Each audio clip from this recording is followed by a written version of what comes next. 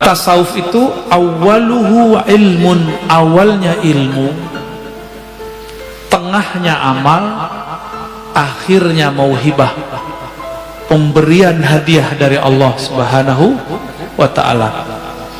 Jadi berilmu dulu, lalu beramal, baru dapat laduni dari Allah. Jangan langsung laduni, ya. Tapi ilmu kan beragam. Ada ilmu tentang riyadhah, latihan, mujahadah. Ada ilmu yang lebih tinggi, ilmu ma'rifat, ma'rifatullah. Ini ilmu juga. Nanti amalnya juga mirip-mirip, tapi hasilnya beda. Ilmu ma'rifat membuat seorang murid menjadi wali Allah, sedangkan ilmu riyadhah paling tinggi menjadi mursyid. Mursyid itu ada yang wali, ada yang tidak wali, ya. Mirip-mirip kayak psikolog, cuma agamis. Kalau mursyid itu mirip sama psikolog, bisa menerapi kolbu. Kalau wali belum tentu. Wali ini ada yang bersembunyi dengan penampilannya yang biasa-biasa aja. Dan saya sudah sering mengatakan walinya sufi itu soleh-soleh pak, pakai serban, mungkin pakai kopiah, penampilannya soleh lah, itu wali sufi. Ada wali namanya wali majzub, kayak Wan Sekhan. Jadi Wan Sekhan itu bukan sufi, jangan disebut beliau sufi, enggak, dia enggak sufi. Maka tidak ada tarekat sufi yang membuat orang seperti Wan Sekhan. Itu namanya wali majzub, wali yang kalbunya, ruhnya ditarik oleh Allah Subhanahu wa ta'ala dari cinta dunia menjadi hanya cinta kepada Allah. Maka orang cinta kan kasmaran. Orang kasmaran ya seperti orang gila, tapi bukan gila. Yang paham gak akan nyebut dulu pikiran. Dan harus diluruskan, Wan Sekhan bukan sufi, bukan wali sufi, tapi dia wali majzub. Jadi kalau ada orang menuduh ini wali sufi ini gila, dia nggak ngerti sufi itu apa. Wali sufi itu kayak Abah Anom, Tajul Arifin, ya. Kayak Abah Sekumpul, kayak Mbah Asrori dan ayahnya Mbah Ishaq. Mbah siapa lagi nih? Mbah Ahmad Sukanta di Banten. Nah, itu wali sufi namanya. Syekh Nawawi Al-Bantani itu wali sufi, rapih, nggak abrakan. Kalau wali majzub ya abrakan pak, dan itu bukan sufi, tidak bisa ngangkat murid, cuma bisa ada orang khidmah kepada dia, dia dapat berkah, tapi itu bukan kurikulum tasawuf. Buka kitab ini nggak ketemu namanya wali majzub bisa dijadiin guru, nggak ada. Jadi seperti Wan Sekhan itu tidaklah dapat bisa dijadikan mursyid.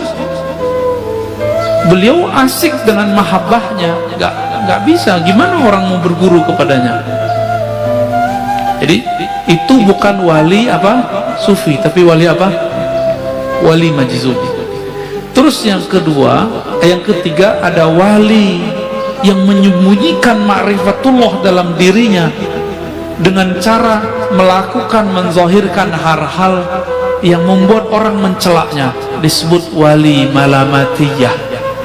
Ini tersebut dalam kitab Imam Ahlus Sunnah Al-Imam Suhrawardi, kitabnya Awariful Ma'arif, murid dari Syekh Abdul Qadir Al-Jilani yang disepakati ketasawufannya, kesufiannya. Malamatiyah ini kalau dia ketemu dengan orang yang satu channel dengannya, baru dia tunjukkan baju kewaliannya. Tapi kalau di depan orang-orang biasa kayak kita-kita ini, dia tunjukin yang aneh-aneh pak, yang kira-kira kita nggak akan mengira kalau dia menyimpan ma'rifatullah di kolbunya.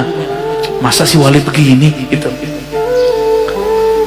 masa si wali pakai celana pendek misalnya gitu pak. Itulah kalam Ibnu Athaillah Sakandari dalam kitab Ibnu Athaillah, subhana man satara sirral khususiyah bizuhuri al-bashariyah. Sungguh hebat Allah, Allah sembunyikan agen-agen ma'rifatnya dalam rupa sisi manusiawi.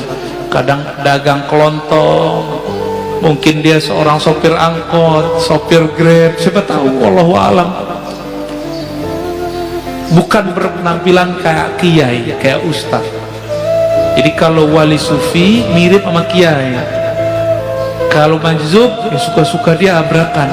Wali malamatiyah seperti kisah Nabi Musa dan Nabi Khidir.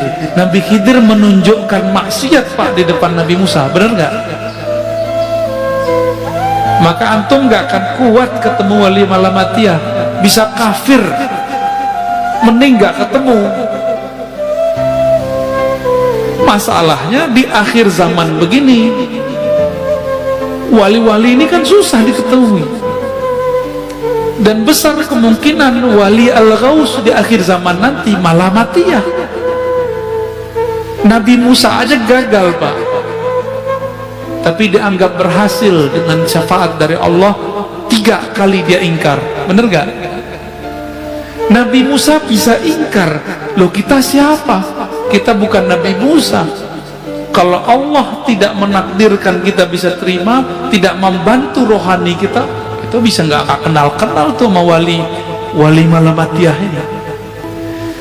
Wali malamatiyah ini punya trauma dengan iblis.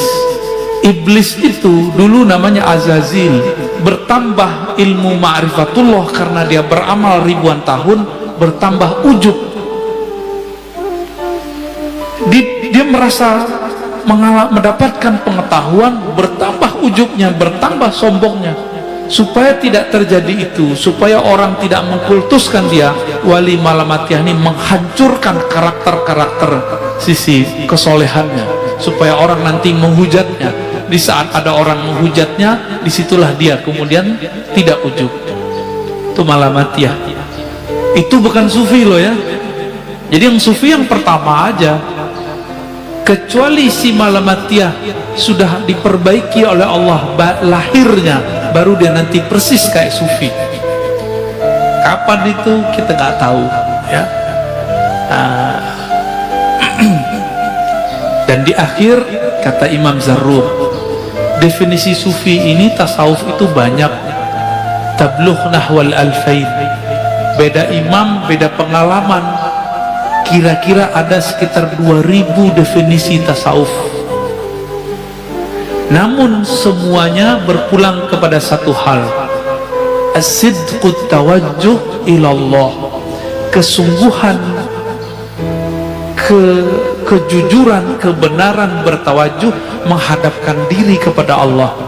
Jadi itulah awal dari doa iftitah, wajjahtu wajahiyah. Itulah tasawuf.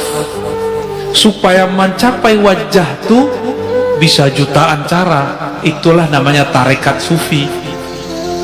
Jadi tarekat sufi itu bagaimana koneksi si hamba saat mengatakan wajah itu wajahiyah. Tadi waktu baca doa iftitah nyambung nggak kepada Allah? Enggak kan? Karena belum punya torikotnya ya, belum punya sidqut tawajjuh. Lisannya ngomong, kolbunya nggak ngikut. Yang disebut sidik, lisan mengatakan wajah tuh, kolbunya langsung berkiblat kepada Allah subhanahu wa ta'ala.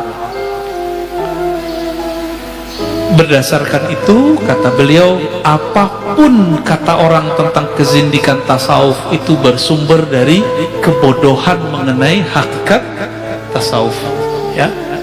Jadi tolong sama-sama kita luruskan pemahaman ini.